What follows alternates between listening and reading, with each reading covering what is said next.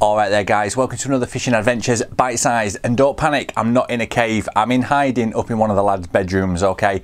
It's the only place I can get some peace and quiet today. So today we're going to be talking about feeders, okay? They come in all shapes and sizes, but which one's best for what situation? I'm going to quickly run through them now with a quick feeder guide, so stick around.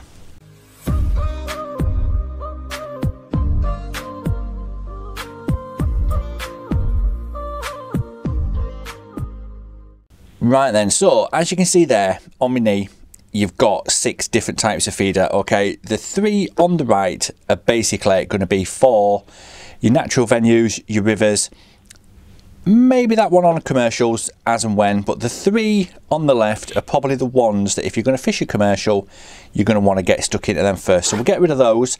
Let's talk about these 3. Okay, so you've got your pellet feeder, you've got your hybrid feeder, and you've got your method feeder, okay? Now, they basically do the same job, and that job is to get pellets into your swim with a hook bait presented in such a way that the fish are going to come along and snaffle it up. But which one would you start with? This time of year, it would either be the hybrid or the pellet feeder. And the reason being is in winter, you want to introduce the least bit of bait possible basically into your swim.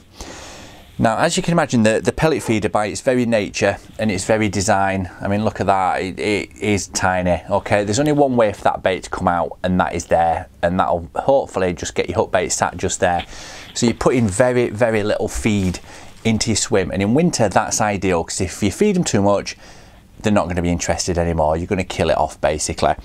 The next one up is your hybrid, and this is kind of the best of both worlds, okay? It gives a presentation similar to a method feeder, but you've also got the protection in knowing that it's not going to spill too much bait out onto the deck, okay? And as I mentioned in the method feeder during winter, this is the one that I use, and I would always start my session on this and just feel my way into it that way. In summer, or if they're really having it and you want to leave a big footprint of bait, the method feeder is unbeatable, okay?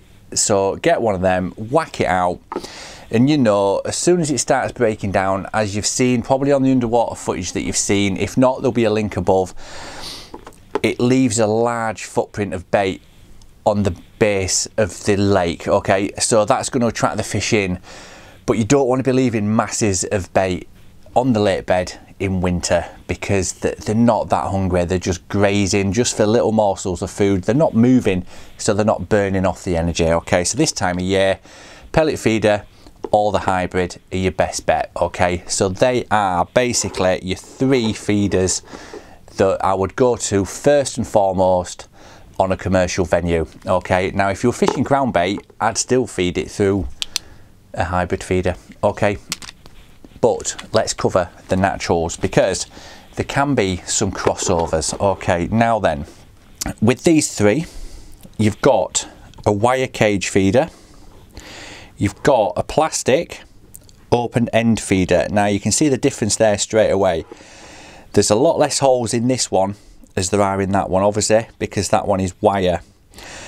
So you've got to think about what you're going to use this feeder for, okay? It's designed to let the water attack the ground bait straight away, and it's going to break down really, really quickly. Now, this feeder has got very few holes in it, okay? It's mainly plastic, but there's 4 holes in either side, so that means that the water is going to take longer to get in and start breaking down that ground bait, okay? And then on the far right, you've got your maggot feeder, and that basically does exactly what it says on the tin. You pop the cap off, you fill it full of maggots, cast it in, they all crawl out, job's a good one, fish is on. Okay, so we'll get rid of that one because that's pretty obvious what it does. But what about these 2? So as I've touched on, your cage feeder, it's full of holes. I mean, it's made of wire. There's nothing at all to stop that water going through. So what sort of situation would that one be best, okay? Shallow lakes, really slow flowing rivers, and small ponds and commercials, obviously. But if I was using that on a commercial, I would use a slightly smaller size. That's personal preference, and again, it depends on the time of year. But if you compare it to that one, the plastic one, that is going to take a lot longer to break down. Okay, so you can fish that in a lot deeper water and be incredibly confident that that is probably going to hit the bottom before it starts to break down and scatter that loose feed around. So if you imagine chucking that into, say, a 10 foot, 15 foot swim, by the time it gets to the bottom, I reckon probably 80% of the contents are going to be scattered up and down that water column, which is the last thing you want. Okay, you want that on the deck, then dispersing the food content, and the fish will be drawn into that, and you want to keep them in that area.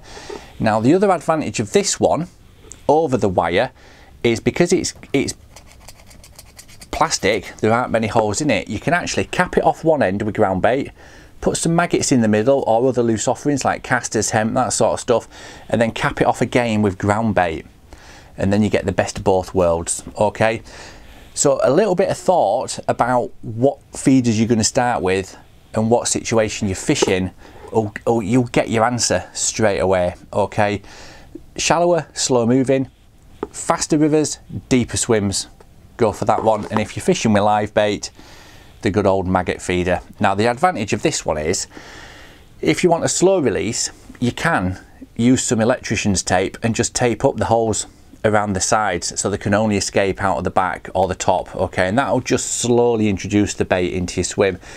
If you're fishing and you're bagging up and you're getting bites instantly before this has had a chance to empty its contents, get a little drill bit or some scissors and just make those holes bigger, and it'll disperse that bait a lot faster. Because the last thing you want to do is chuck this in, get a bite and be bringing it in while the contents are still pouring out, because it's going to spread the fish all the way across the river potentially, and that's the last thing you need. Okay, again, it's all personal choice what you're going to use in what situation, but that's just my very quick guide, my personal preference and what I tend to do, how I start, what situation I would use them in. So yeah, if you've liked that, give it a thumbs up. Another short and sweet one, plenty more to come, so stick around and I'll catch you all later. Cheers.